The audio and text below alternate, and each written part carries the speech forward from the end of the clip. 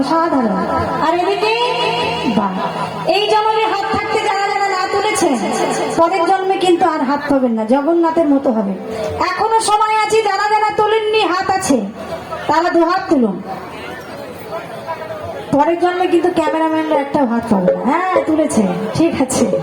তো কি বলছে? অসাধারণ, খুব ভালো লাগলো। তাই কি বলছে? হরে কৃষ্ণ হরে রাম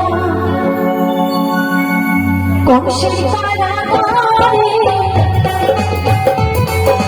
দৈবকীর দ্বারে